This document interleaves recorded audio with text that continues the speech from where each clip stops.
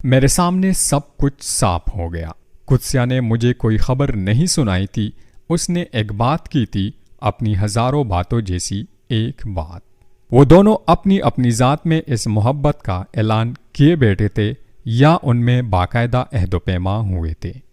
یہ وہ محبت تھی جو بن کہے ہی سمجھ لی جاتی ہے، اپنی مان لی جاتی ہے، یا وہ محبت تھی جس کی باقاعدہ بنیاد رکھی جاتی ہے۔ اگر اپان باقاعدہ قدسیہ کو پروپوز کرتا تو یقیناً قدسیہ مجھے سب سے پہلے بتاتی۔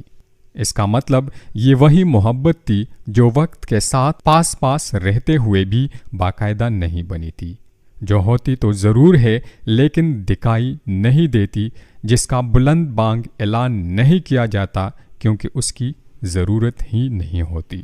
یہ وہ محبت تھی جو نایاب تھی، بہت خاص، ایک مقدس فریضہ۔ میرے پیٹ میں شدید درد اٹھا۔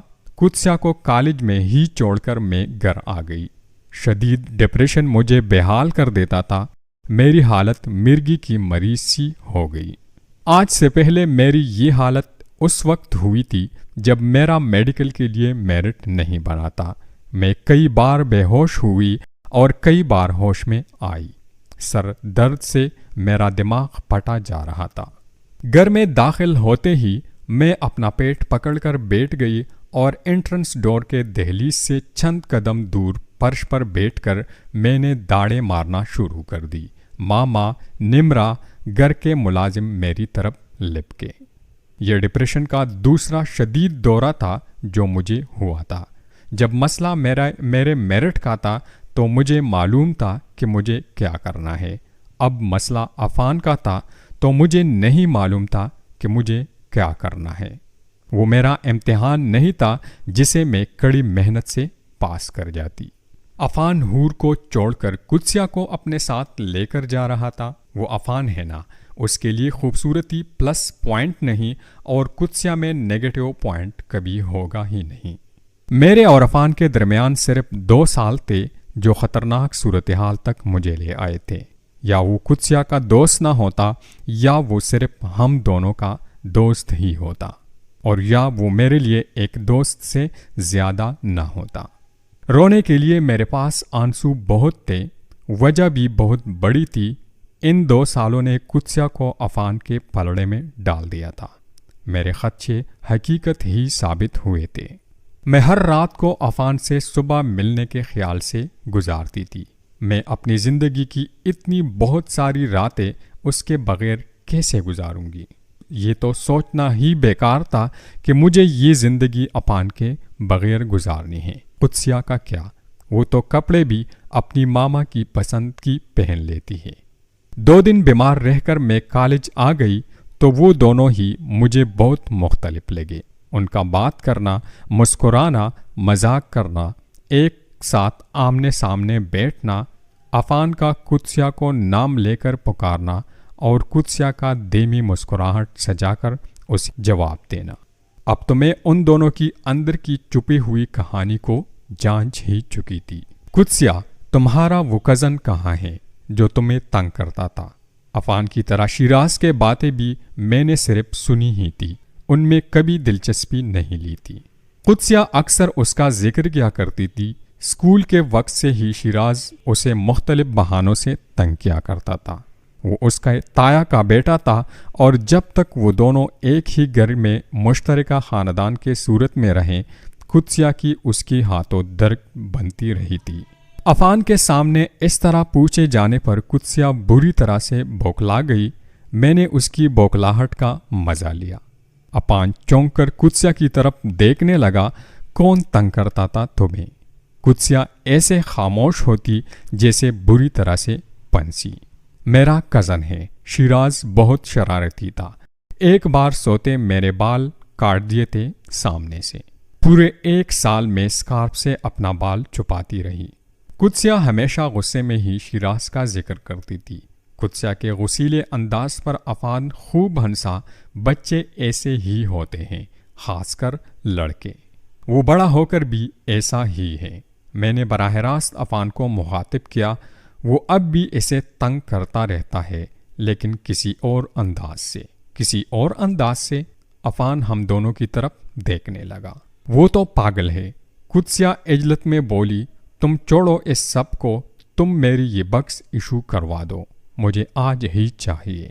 قدسیہ نے مجھے حیران کر دیا۔ اس نے کس شاندار انداز سے بات ختم کی، یعنی مقابلہ سخت تھا۔ حوریہ پلیز شیراز کا ذکر عفان کے سامنے نہ کرنا۔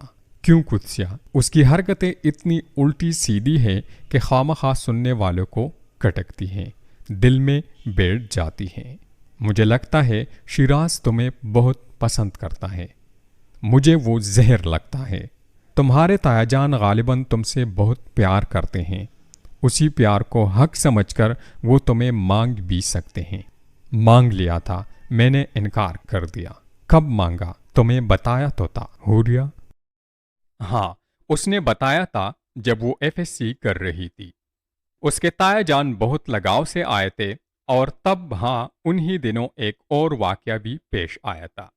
سارے کالج میں شیراز کے نام کی دھوم مچی تھی۔ گیٹ سے باہر کڑی لڑکیوں نے ایڑیاں گھما گھما کر اسے دیکھا تھا۔ قدسیہ کے انکار کی وجہ سے وہ اسے ملنے کالج آ گیا تھا اور اس کی منت کر رہا تھا کہ وہ کار میں بیٹھ جائے، لیکن قدسیہ کڑی صاف انکار کر رہی تھی۔ اس نے قدسیہ کے دونوں شانوں پر اپنے ہاتھ جمائے۔ سنائی دے رہا ہے میں کیا کہہ رہا ہوں؟ التجا کر رہا ہوں کہ ایک بار میری بات سن لو۔ آواز ذرا بلند تھی۔ آس پاس کی لڑکیاں دونوں کی طرف گھوم گئی۔ چھوڑو مجھے شیراز، بدتمیز، لگا دیا نا یہاں بھی تماشا۔ قدسیہ نے اس کے ہاتھ جھٹکے۔ اس نے لپک کر اس کا ایک ہاتھ پکڑا اور اسے تقریباً گھسیٹ کر کار میں پٹکا اور تیز رفتاری سے کار اڑا لے گیا۔ قدسیہ پورا ایک ہفتہ کالج نہیں آئی تھی۔ اس کے بے حد شاندار پرسنالٹی کے مالک کزنز کی بابت بہت سے سوال اٹھے تھے۔ لڑکیوں کو بہت تجسس تھا یہ جاننے کے لیے کہ ایسی خالصتاً افسانوی صورتحال اس کے نصیب میں کیسے لکھی گئی، اور وہ پاگل ہے یا الو جو اس رشتے سے انکار کر رہی ہے۔ کتنا برا لگتا ہے وہ مجھے، میں بتا نہیں سکتی۔ کزنز میں ایسی لڑائیاں ہوتی جاتی ہے، اس کا یہ مطلب نہیں کہ اتنی نفرت پال لی جائے دل میں۔ سب یہی کہتے ہیں، مگر میں اس معاملے میں مجبور ہوں، میں اسے پسند ہی نہیں کر سکتی۔ تم عفان سے کیوں چھپانا چاہتی ہو شیراز کو؟ بات چھپانے کی نہیں ہے، اس کی حرکتیں ہی اتنی عجیب ہے کہ سننے والے کیا سوچے گا۔ آخر ہے تو میرا کزن ہی نا۔ ابھی بھی تمہیں تنگ کرتا ہے؟ نہ ہماری ملاقات ہوتی ہے، نہ ہی بات چیت۔ وہ گھر آئے بھی تو میں اس سے نہیں ملتی۔ ہیرا اور مانی سے کافی دوستی ہے اس کی، برتھ ڈے وغیرہ وش کر دیتا ہے، مجھے کبھی کبھار ہائے ہیلو کی میسیجز۔ تم جواب دیتی ہو اس کے میسیجز کے؟ موڈ پر ہے، دل کیا تو، ورنہ نہیں، اور زیادہ تر نہیں۔ شیراز تو کافی شریف نہیں ہو گیا ہے قدسیہ؟ مجھے اس سے کیا؟ اس نے شانے اچکائے۔ میں نے قدسیہ اور عفان کے بارے میں اتنا سوچا کہ شیراز بھی مجھے یاد آ ہی گیا۔ میں اسے کیسے بھول گئی؟ اسے ہی تو مجھے یاد رکھنا چاہیے تھا۔ قدسیہ کے موبائل سے شیراز کا نمبر لینا میرے لیے بہت آسان تھا، اس سے بھی زیادہ آسان اس سے بات کرنا تھا۔ گھر جا کر میں نے شیراز کو فون کیا۔ میں نے اسے بتایا کہ قدسیہ اسے پسند کرتی ہے۔ آپ یقیناً مذاق کر رہے ہوں۔ شیراز پر حیران ہونا واجب تھا۔ وہ تو مجھ سے ٹھیک طرح سے بات ہی نہیں کرتی۔ وہ رشتے کے لیے صاف صاف انکار کر چکی تھی، میری منت کے باوجود۔ اس میں بہت ایگو ہے، وہ کبھی نہیں بتائے گی اپنی پسندیدگی کا۔ کالج کے دنوں میں جب آپ کا پروپوزل آیا تھا تو وہ آپ سے بدلہ لینا چاہتی تھی۔ کیسا بدلہ؟ آپ کی شرارتوں کا۔ وہ آپ کے ہاتھوں بہت تنگ رہی ہے۔ میں نے سوری کہہ دیا تھا اسے، بس وہ ذرا موڈ میں تھی، پھر وہ پچھتائی۔ صرف ضد میں آ کر پروپوزل پر نہ کہہ دیا، ایگو میں آ کر بھی۔ ہاں، ایگو تو واقعی اس میں بہت ہے۔ کیا وہ واقعی مجھے پسند کرتی ہے حوریہ؟ بہت زیادہ کرتی تھی۔ اس کا کہنا تھا کہ وہ آپ کی ناک کی لکیریں نکلوائے گی، پھر ہاں کرے گی۔ کیا سچ؟ میں تا عمر ناک سے لکیریں نکالنے کے لیے تیار ہوں۔ میرا خیال تھا وہ مجھ سے سخت نفرت کرتی ہے۔ وہ آپ کو بے حد پسند کرتی تھی، لیکن ہر بار نئی لڑائی پر وہ آپ سے چڑھ جاتی تھی۔ میں نے اسے بہت تنگ کیا ہے۔ شیراز بہت خوش نظر آنے لگا، شیراز سے یہ وعدہ لے کر کہ وہ میرا ذکر نہیں کرے گا۔ میں نے فون بند کر دیا۔ مجھے توقع ہی نہیں تھی کہ شیراز کو اتنی جلدی ہوگی کہ اگلے دن قدسیہ کالج نہیں آئی۔ شام کو اس نے مجھے فون کیا کہ ہمارے گھر کل رات بہت ہنگامہ ہوا حوریہ۔ تایا جان میرا رشتہ لے کر آئے تھے، خاندان کے کچھ لوگ بھی تھے، بہت خوش تھے۔ تایا جان ان کی تو ہمیشہ سے خواہش رہی تھی میرا رشتہ لینے میں۔ پھر پاپا ماما نے سوچنے کے لیے وقت لیا ہے۔ تایا جان اسی وقت ہاں کہلوانا چاہتے تھے، بس اسی بات پر ہنگامہ ہوا۔ پپو چچا دادو بھی تھے، سب ناراض ہو رہے تھے پاپا پر کہ وہ فوراً ہاں کیوں نہیں کر رہے۔ پھر انہوں نے تقریباً ہاں ہی کر دی۔ میں نے بہت ہنگامہ کیا، مجھے شیراز سے شادی نہیں کرنی ہے۔ میں نے عفان کا ذکر نہیں کیا، مجھے پہلے اس سے بات کرنی ہے۔ اس کی بے چینی کا اندازہ اس کی آواز سے لگایا جا سکتا تھا۔ دراصل جو کچھ عفان اور قدسیہ کے درمیان تھا وہ ان کہاں تھا، جسے وہ اپنی اپنی جگہ پر جانتے تو تھے، لیکن تصدیق کے لیے بہرحال انہیں ایک دوسرے سے کھل کر بات کرنی تھی۔ تم عفان سے فون پر بات کرو گی؟ فون پر بہت مشکل ہے۔ پاپا آج آفس بھی نہیں گئے، وہ بہت پریشان ہیں۔ تایا جی بہت ناراض ہو گئے تھے، وہ ایک بار مجھ سے بات کر گئے ہیں، مجھ سے وجہ پوچھ رہے تھے، انکار کی۔ عفان ان کے سامنے آ جائے گا تو وہ سمجھ جائیں گے۔ میں کل کالج آ کر بات کروں گی۔ میں بات کروں عفان سے، اسے کچھ تھوڑا بہت بتاؤں؟ تم کر لو گی حوریہ؟ ہاں تم کر لو گی حوریہ؟ ہاں میں کر لوں گی۔ تم فکر نہ کرو، بلکہ انکل کا غصہ ٹھنڈا ہونے تک تم کالج نہ ہی آؤ تو بہتر ہے۔ اسی طرح تم بات کو بگاڑ دو گی۔ تم اتنی پریشان کیوں ہو؟ رشتہ ہی مانگا ہے نا، شادی تو نہیں ہو رہی۔ میں ڈر گئی ہوں، بلا وجہ ڈر گئی ہوں۔ نہیں، مجھے بہت ڈر لگ رہا ہے، ایسے کبھی میرا دل نہیں سہما۔ تم وہم پال رہی ہو۔ تم عفان سے شیراز کی بات مت کرنا۔ ٹھیک ہے قدسیہ، لیکن تم ایسے پریشان مت ہو۔ لیکن میں کالج ضرور آؤں گی، تمہاری مرضی ہے۔ اس سے بات ختم کرنے کے بعد فون ہاتھ میں لیے میں کافی دیر تک سوچتی رہی۔ میں جانتی تھی کہ وہ واقعی بہت ڈر گئی ہے، اور مجھے یہ توقع بھی نہیں تھی کہ اس میں اتنی ہمت ہوگی کہ وہ اپنے گھر والوں کو شیراز کے لیے انکار کر دے گی۔ اس کے پاپا اس سے بہت پیار کرتے تھے اور وہ سخت بھی بہت تھے۔ قدسیہ ان سے ڈرتی بھی بہت تھی۔ اگر عفان کی بات نہ ہوتی تو قدسیہ لاکھ شیراز کو پسند کرتی، اپنے پاپا کی ہاں کو نہ میں نہ بدلتی۔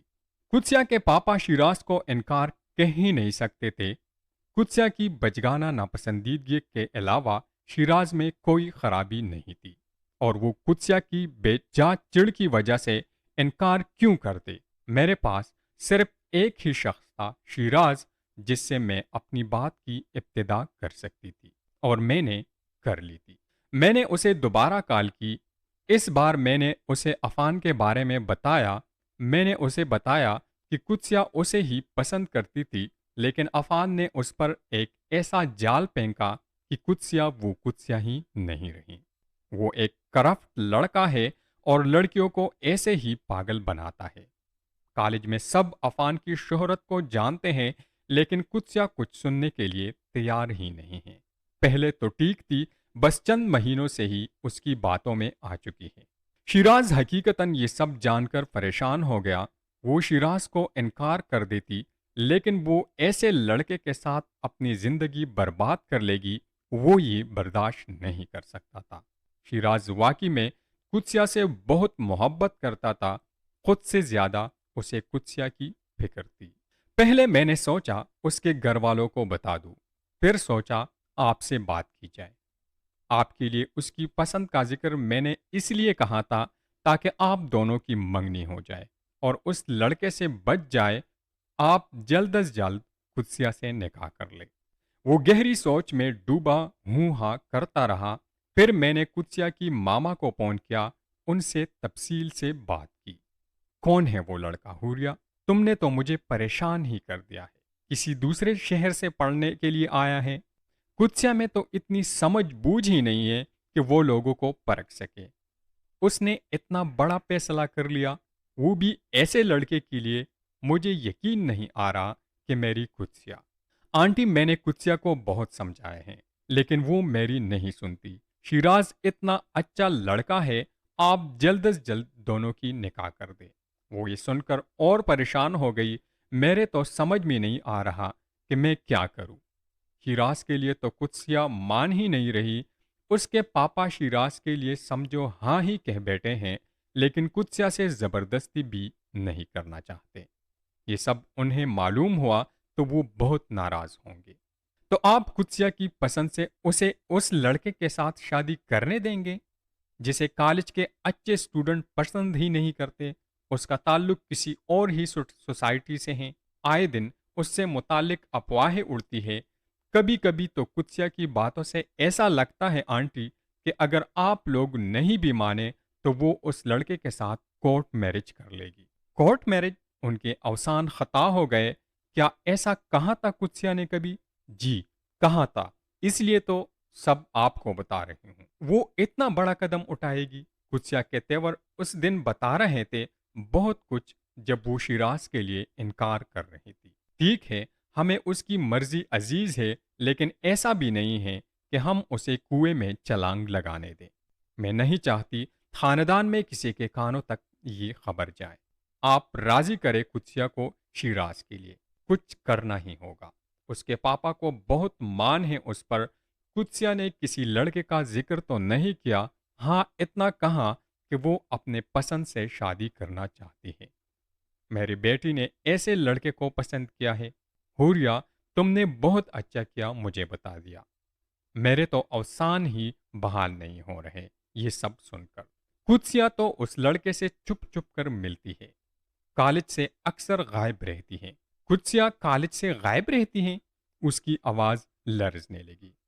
خدایا، یہ لڑکی ہماری غیرت کے ساتھ کیا کرنے جا رہی ہے؟ اگلے دن ہی قدسیہ کالج نہیں آئی۔ اس سے اگلے دن بھی عفان بہت فکر مند ہو گیا تھا۔ تمہاری بھی بات نہیں ہوئی اس سے؟ وہ بلا وجہ بار بار مجھ سے پوچھ رہا تھا۔ آ جائے گی عفان، اس میں اتنا پریشان ہونے کی کیا بات ہے؟ کوئی وجہ ہوگی۔ پھر بھی وہ بے چین ہی رہا، بار بار اس کا نمبر ڈائل کرتا تھا جو کہ آپ جا رہا تھا۔ تم اس کی گھر کیوں نہیں جاتی؟ ٹھیک ہے، میں شام میں چلی جاؤں گی۔ اور میں شام میں چلی گئی۔ آنٹی مجھے چپکے سے ڈرائنگ روم میں لے گئی۔ ان کی آنکھیں متورم تھی، شاید وہ بہت روتی رہی تھی۔ میں نے جیسے تیسے قدسیہ کے پاپا کو اس لڑکے کے بارے میں بتا دیا۔ انہوں نے فوراً شیراز کے لیے ہاں کر دی۔ ٹھیک کیا انکل نے۔ قدسیہ کہاں ہے؟ اپنے کمرے میں ہے۔ بہت ہنگامہ کیا ہے اس نے۔